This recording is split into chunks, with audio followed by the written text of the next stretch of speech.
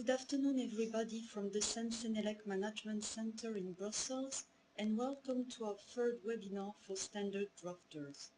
Today we will look at the editing and procedures at the inquiry and formal vote stages. My name is Sophie Vandrich, I'm an editor in the publication unit at CCMC and I will present this webinar today with my colleague Frédéric Dufour. Hello, my name is Frédéric Dufour and I'm here today to speak with you about the inquiry and formal vote stages.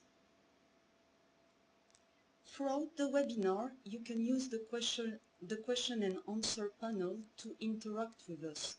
You can share your thoughts and experiences that could come up during the presentation. If there is time left at the end, we will answer to some of your questions. A recording of the webinar and the question and answers will be published online. The main topics that we will cover today are the editor's role at the inquiry stage and at formal vote stage. And to illustrate this, we will also list 5 typical issues that require our intervention. To make things easier to follow today, we have decided to use a basic flowchart. It describes the main activities of an editor when a document is allocated to him for editing. The first step we are going to look at is the preparation of the inquiry. As soon as we receive the inquiry draft from the technical committee, our clock starts ticking. We have indeed 5 weeks in total to perform some various administrative tasks and of course the editing of the document. I will start first with the administrative task. A reference number is first allocated to the draft. Then we check the data encoded in our database. We check that the data encoded in our database, that it corresponds to what we have received. Is this the correct document? Is this the correct track? Are the electronic figures available in a separate file for some inquiries? The text is then allocated to an editor, and then we calculate the target dates for each step in the process. For example, deadline for editing, deadline for translation, launch and closing dates of the inquiry. And finally, we update our database. Once we have updated our database with the correct target dates, you will be able to find on the next day the information on projects online. You will see there the allocated editor's name, his email, his phone number, in case you need to contact him. I will come now to the editing task, our first priority. The editor performs an in-depth editing at the inquiry stage. The editor has to check whether the document has been drafted according to the internal regulation part 3.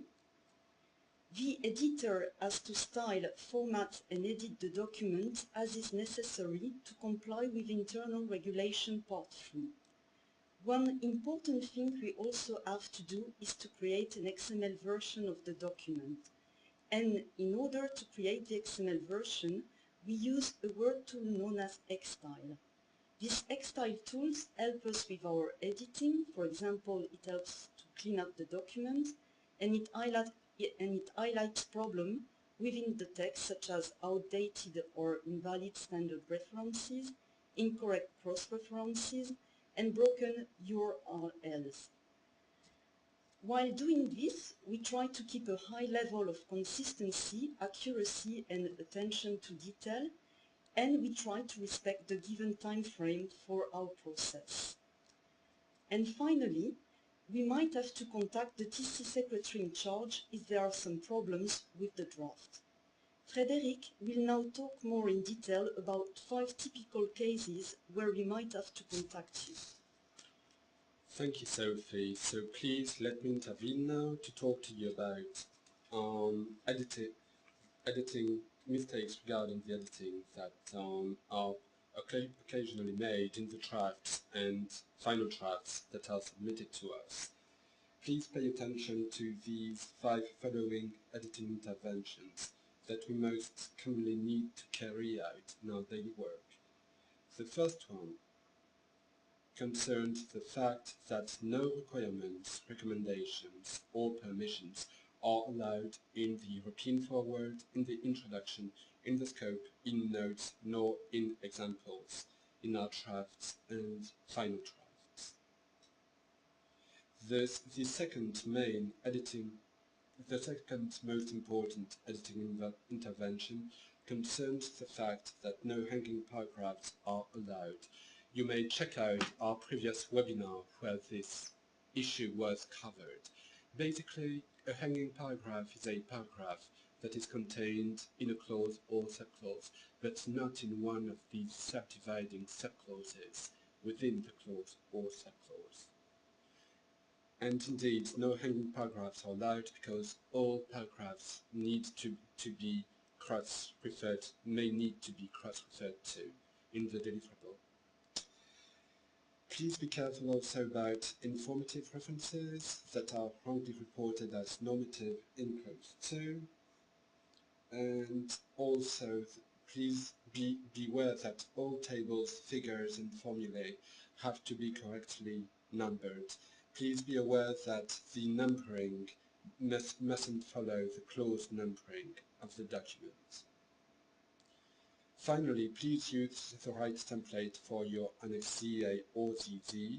Annex CA if your draft is a send draft, Annex ZZ if your draft is a select draft, if your deliverable is candidate harmonized. An Annex CA or ZZ is this annex which concerns the essential requirements that are respected in an EU directive or regulation in a given draft. Please, Sophie. Thank you, Frédéric. Step 2. We have now the translation and launch of the inquiry. Once the editor has done the editing, a stable delivery of the reference version is provided to the translator via eTrans. If the document is candidate harmonized under an EU directive or regulation, it is sent to the consultant in charge by the start of the translation phase. The translation period is 8 weeks, but the translators may request an extension depending on the length of the document. We will of course notify you if an extension is requested. During the translation period, some resubmission uploads for the translators may be possible if the TC secretary has spotted some minor changes to be done in his draft. Let's look now at the launch of the inquiry.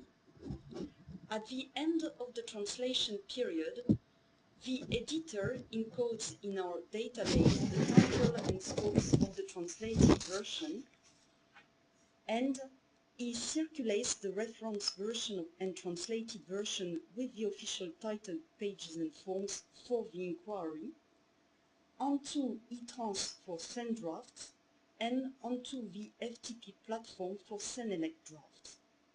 If one or both additional language versions are not available within the time frame foreseen for translation, we will automatically launch the procedure in the available language version.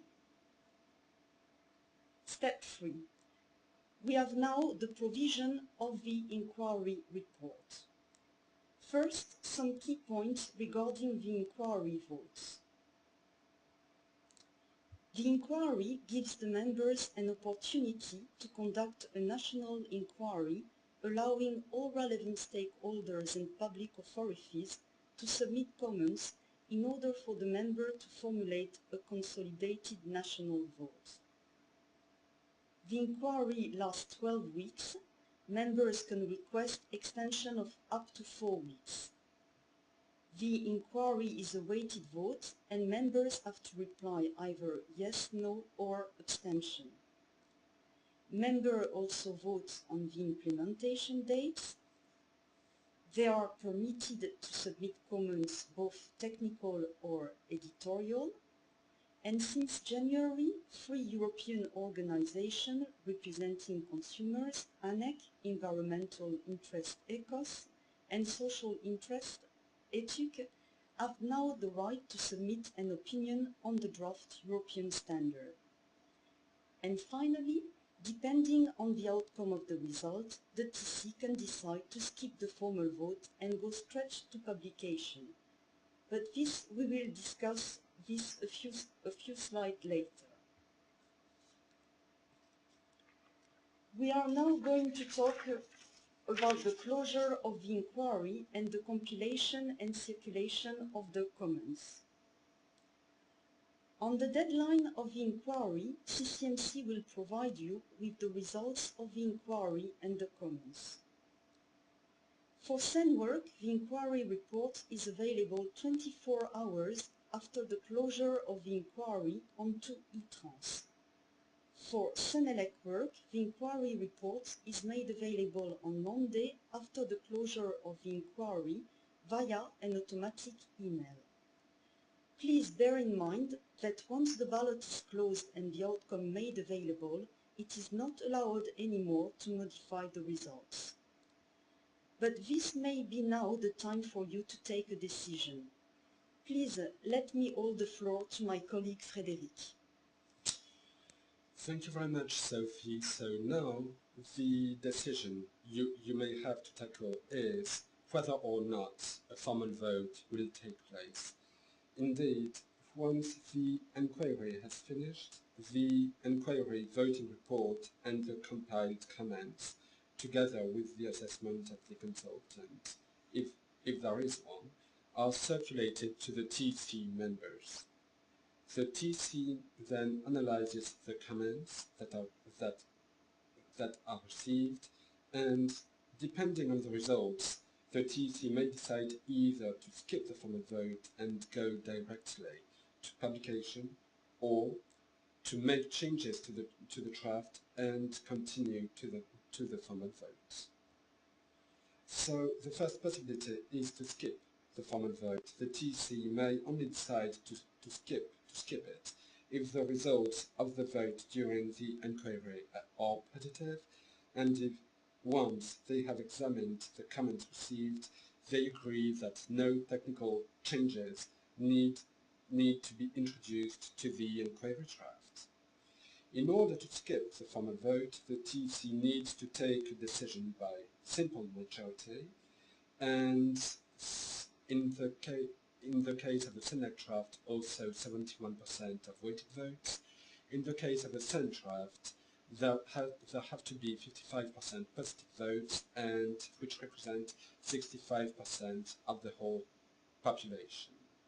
And there has to be a TC decision by simple majority, and if the formal vote is skipped, the editorial comments received during the enquiry will be dealt with by the CCMC editor, and the CCMC will then receive the finalized text for proofing before translation at publication stage.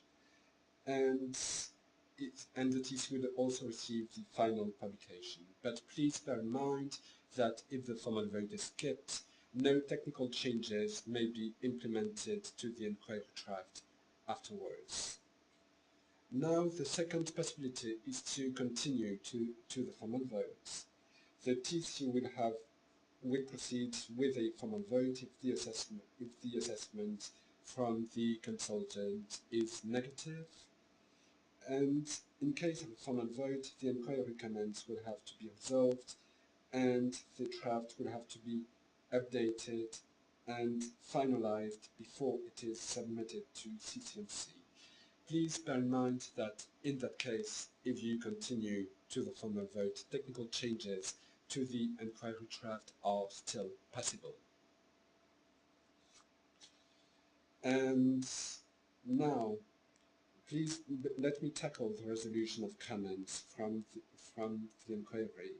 Each send enquiry comment has to be analyzed and decided upon by the send TC in charge. This may be carried out during a comment resolution meeting of the TC, or the TC can decide to delegate the resolution of comments to the level of a working group.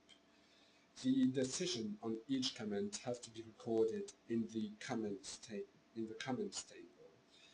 Please bear in mind that it is important that technical committees use the very same enquiry draft that was edited by CCMC. Indeed, the TC needs to use this text to implement the changes and updates before resubmitting this draft for final vote.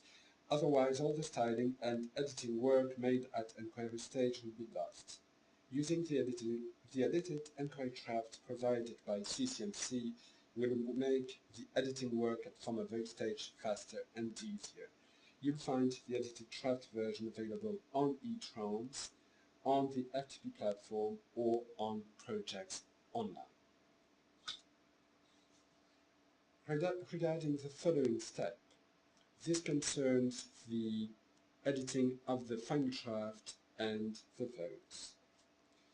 Please be aware that the formal vote final draft is delivered from the TC for send as a zip folder onto eTrans with the same files as for send draft.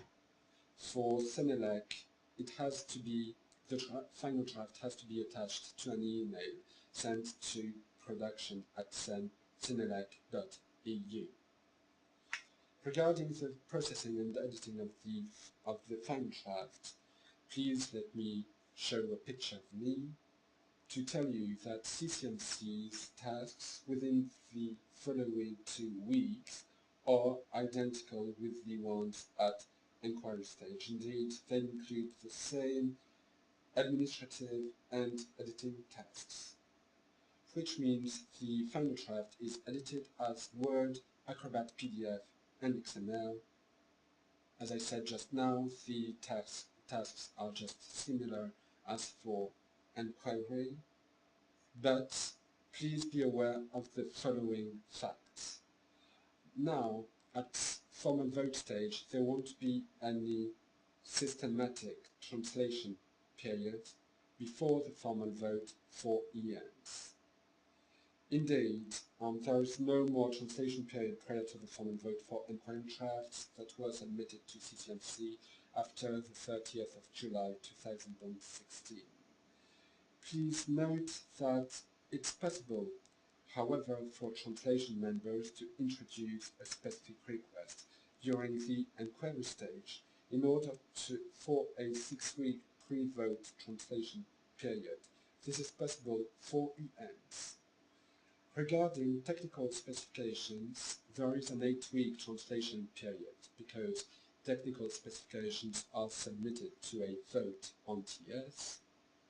There is no novelty for technical reports. There is still no translation period for prior to the vote on TR. Now, please be aware that the formal vote is launched, which means that by that stage CCMC circulates the reference version and forms for the formal vote, properly speaking, onto each round for send final drafts and onto the FTP platform for Senelec final drafts. The period for the formal vote lasts 8 weeks. Please be aware that no extension will be allowed during the formal vote period. The vote on TS and TR lasts 12 weeks.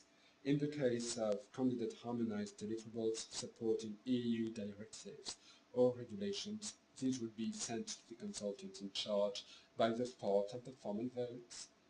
And please, you can see here on this slide the area on each round in which the sent final drafts are being delivered.